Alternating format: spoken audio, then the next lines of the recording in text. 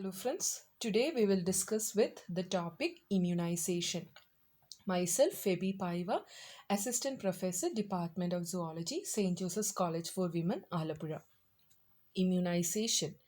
Immunization is the process of making an individual resistant to infection, either by natural methods or by artificial means.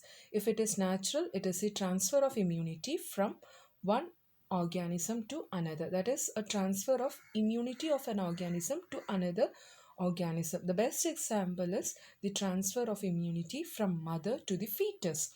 And in case of artificial mechanism, the immunity is artificially induced in the form of vaccination or injection. So we can classify immunization into two, that is passive immunization and active immunization.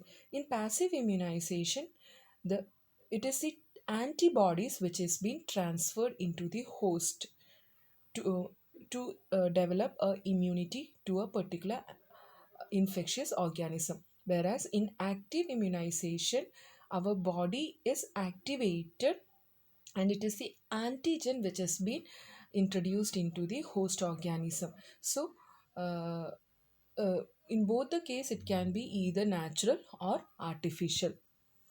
Passive immunization. Here, as the name indicate, it does not involve any kind of activation of host immune system and therefore does not generate any memory response. So this type of immunization, we can say that it is a transient and short-lived, and it is normally being used at high risk infection cases, and in the cases when there is insufficient time for our body to develop immunity or immune response, or in the cases to reduce the symptoms of ongoing or immunosuppressive diseases. And this is also very much effective against protection to provide protection against diphtheria, clostridium, rabies, measles, hepatitis B, tetanus, etc. And we can see that passive immunization of two type, natural and artificial.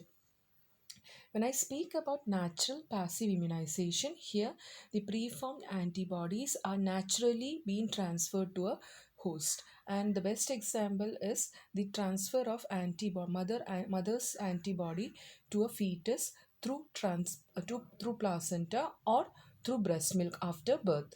And in the case of artificial passive immunization, the preformed antibody are prepared from highly immunized human being, or it can be also we can go for the organisms related organisms like horse or pig, whereupon the antibodies are prepared against a particular antigen.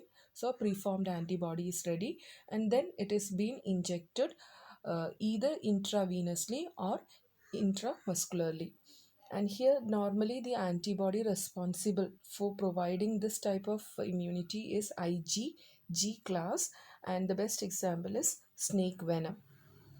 And as I said, it is only short lived. So to retain the immunity during emergency, we have to go for further injections, because once the antibody is given, its effect is only till the lifespan of that antibody, after which after its catabolism it has been lost. So immunity is also lost with that. So further, if we want the immunity towards that particular antibody antigen, we have to go for further injections.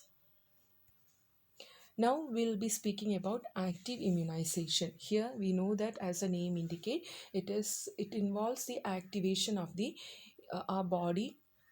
our body's immune system. That is, it activates our B cells and T cells and leads to its proliferation. So it is responsible for providing a long term immunity, because here there is a generation of memory cell which will be having its memory throughout the life. Here also it is of two type, natural and artificial.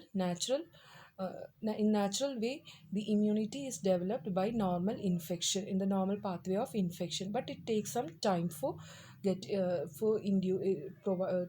develop this kind of immunity. And in the artificial, the best example is vaccination, whereupon an antigen either killed or attenuated or its by its products or related structure is introduced into the body to make the body active towards a pathogen. So body is responsible to produce the B cells and T cells or the antibodies, and not it is not ready-madely taken from outside. So here we call it as active immunity. It is very strong in nature. So thank you.